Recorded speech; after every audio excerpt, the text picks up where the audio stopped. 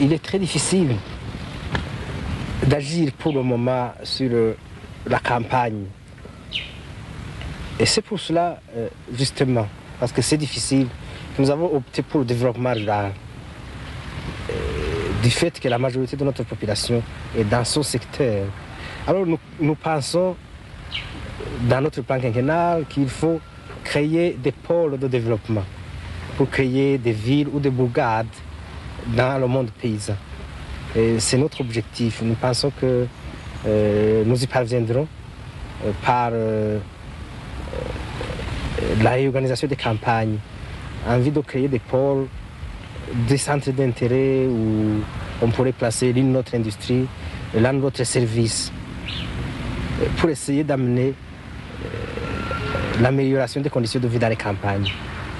Et nous y consacrons 70% du budget prévu dans notre plan de développement.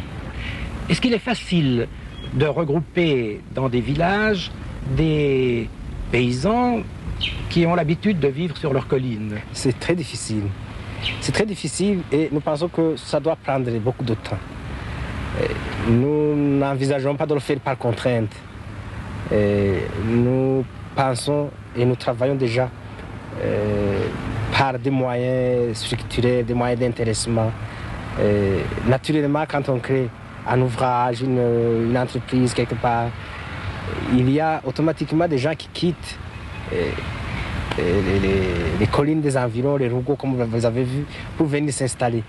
Et c'est ce que vous aurez remarqué en visitant le Burundi, qu'un peu partout, il y a des centres d'intérêt concrets et que des gens viennent, se vident pour venir dans ces centres. Et nous le favorisons. Nous le favorisons et c'est étonnant parce que dans d'autres pays, c'est l'inverse qui se fait. Parce que le Burundi, c'est un pays particulier. Dans d'autres pays, on se bat pour éviter que les paysans viennent dans la ville. Nous, on veut que les paysans forment des villes.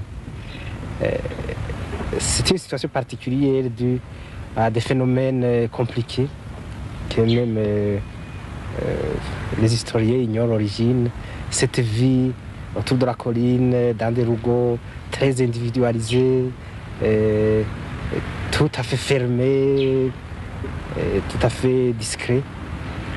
Nous pensons qu'on ne peut pas agir sur ce monde-là en laissant les choses telles qu'elles sont. Si vous deviez définir l'âme d'un Barundi, est-ce que vous diriez que c'est un personnage individualiste, secret? Le Burundais est secret. Il est même très secret. Il ne s'exprime pas facilement vis-à-vis des étrangers. Il n'aime pas qu'on vienne découvrir ses façons de faire. Mais il n'est pas individualiste. Il n'est pas individualiste parce qu'il a cette communauté parentale, cette communauté de collines, de lignage, qui le soutient et qui le soutient aussi. Donc il y a des relations que l'étranger pourrait déceler difficilement. Mais ces relations existent et sont très, très fortes, très fortes. Vous nous avez défini, Monsieur le Président, vos principaux objectifs. Quelles sont les difficultés que vous rencontrez pour les atteindre, ces objectifs? Les difficultés sont de deux ordres.